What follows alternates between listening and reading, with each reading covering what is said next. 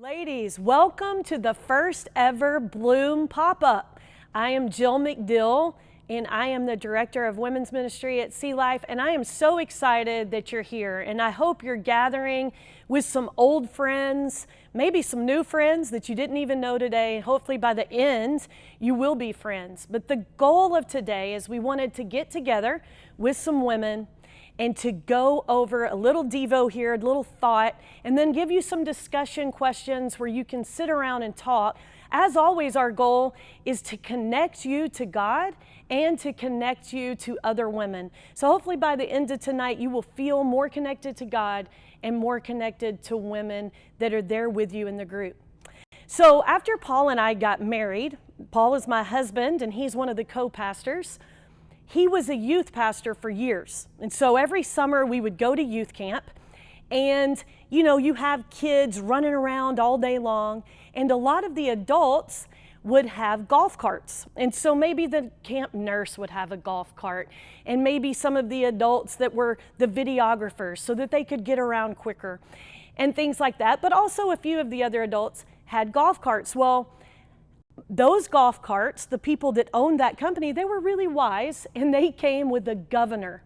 And what a governor is it's a device that automatically regulates the supply of fuel to the machine, so it limits its speed.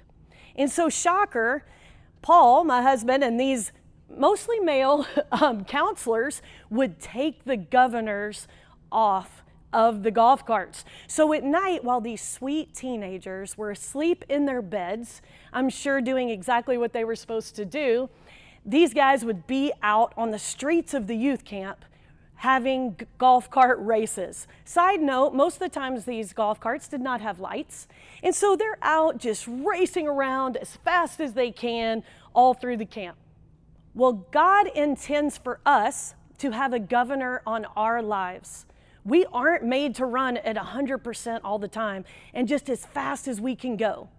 There are times where we really need to slow down. A few weeks ago, I was convicted of this during one of our sermons on Sunday morning. The statement was made that Jesus was never in a hurry. He was never rushed. He was never inconvenienced. And I really was convicted there and thought, he was never rushed? He was never hurried? How can I live more like that and slow down? Am I even doing this life right? Because sometimes I feel frazzled and stressed and like, oh my gosh, I've got to do this and this and this and this. My whole life has felt hurried. And Jesus wasn't hurried or inconvenienced. So no matter what stage of life you're in, I know if you're single, you may feel like, I am so busy. I'm so hurried. I have so many things going on. I cannot slow down. You've got work to do. You've got groceries to buy, parties to go to, people to hang out with, CG, all kinds of things that you're doing. And once you get married, you're like, gosh, we need a budget. Somebody's got to go shop for some food. Somebody's got to do this and that. And you feel so rushed and hurried. And let's go do something with these friends or these friends. Then you have kids. And now all of a sudden you're chasing some little people around, you're changing diapers, you're hardly sleeping. I mean, things are crazy. We have Thanksgiving and Christmas coming up. Y'all know that if you're not careful, you end up just rushing through all of these times and not ever slowing down. And then once you get past the baby stage, you get to the teenagers, and maybe you feel even more frazzled than you ever have. You're taking them to practices, to games, to concerts, to all the different things they do. And then once you get past that, you have grandkids, and it starts all over. Now, I must say, I am enjoying that grandkid stage right now, but it starts over again. And what you can see is that your life is as hurried as you allow it to get. So how can you live a life that doesn't feel inconvenienced or hurried? And so I want to talk about some different ways we can do that, where we can have a life where we don't feel frazzled all the time or inconvenienced or hurried. So one natural way that God sets up in this world for our lives as Christians is a weekly Sabbath. Now, this is really a day to worship, a day to rest.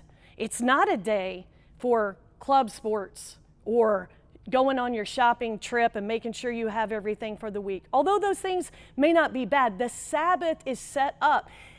God set it up for us as a day of worship and rest, a governor on our lives. The Sabbath is to slow down. In fact, Psalm 62 verse 5 says, "For God alone, O my soul, wait in silence, for my hope is from Him." And so, do you have a day every week that you set aside to truly worship, to truly rest, and reflect on the goodness of God and all that He's done for you? Reflect on that and think, do I have a day where I'm truly resting and I truly have a Sabbath? So that's our first point, is to be serious about the Sabbath. Secondly, we want to look through a different lens. We want to, so we can slow down and look like Jesus, we want to look through a different lens. So a couple of weeks ago, I went to women's Bible study. And these days, when I go to women's Bible study, I need to have a pair of readers. I am now to that stage of life. People told me, you'll get there. And I said, no. Well, here I am. So I'm looking through the car. I'm rummaging through everything in the car. And I usually have 3 or 4 pairs of glasses, but I could only find one. And so I picked up the one. I come into Bible study, and our facilitator says, turn to page 62 and let's read these questions. So I put my readers on. They're cute, by the way. They're black rim, cute little glasses. And I put them on, and I realize nothing's happening here. This is clear. This is straight plastic I'm looking through. And I realized that these were Julia's glasses, and Julia is my 11-year-old. Now, granted, Julia's a bit of a diva. You may be thinking, why in the world would an 11-year-old have a pair of plastic glasses? That's a good question. She thinks they're fashion forward, I'm sure, and she thinks that this is something she needs. But for me, plastic does not work. I'm at a plus 1.50, maybe a plus 1.75 at this point. I need something to help me read. So I couldn't see to read the questions. What is the lens that we should be seeing the world through? It's the Bible. And so when you're busy and burdened and worried and frazzled, know that you can find rest in God. And how do we find that? How do we find the Lord's will in our life? His Word. How can we know what God would want us to do? His Word. How can we learn from Jesus and how He approached life? His Word. And when you look into His Word, you see God is in control. He's bigger than whatever's going on around me. He is bigger than my problems. You will see that God is for you. And you don't have to be striving and trying and running and constantly trying to go 100 miles an hour. You can slow down. But here's the point that to be made today is you have to know what the Bible says to apply it to your life. You have to know what it says and get into these words, get them into your hearts and minds to be able to apply them. So our first thing to review was to be serious about the Sabbath. The second is to look through the right lens, and that is the Bible. So our third point is to practice being present. I just reread the book by John Mark Comer. It's called The Ruthless Elimination of Hurry. And I love this quote from his book. So listen to this quote. All the spiritual masters from inside and outside the Jesus tradition agree on this one thing. If there's a secret to happiness, it's simple. Presence to the moment. The more present we are to the now, the more joy we tap into. And I love that right there. The more present we are to the now, the more joy we tap into. And he says, to restate, love, joy, and peace are at the heart of all Jesus is trying to grow in the soil of your life. And all three are incompatible with hurry. And then he concludes with this. For many of us, the great danger is not that we will renounce our faith. It is that we will become so distracted and rushed and preoccupied that we will settle for a mediocre version of it. We will just skim our lives instead of actually living them. And I don't know about you, I don't want to do that. I don't want to skim my life. I want to actually live my life. And I don't want to be distracted or rushed or preoccupied and settle for a mediocre version of this life. So practice being present. If you're with your kids, be present with your kids. Put up that phone, engage. If you're with your husband, be with him. Enjoy that time. When you're at work, when you're at church, look the people you love in the eyes, talk to them, ask them questions, enjoy spending time with them. Be where your feet are, be present. This is where the joy is. So I want to wrap up and give you some time to discuss this. If Jesus is supposed to be our model, shouldn't the pace of our lives look like his?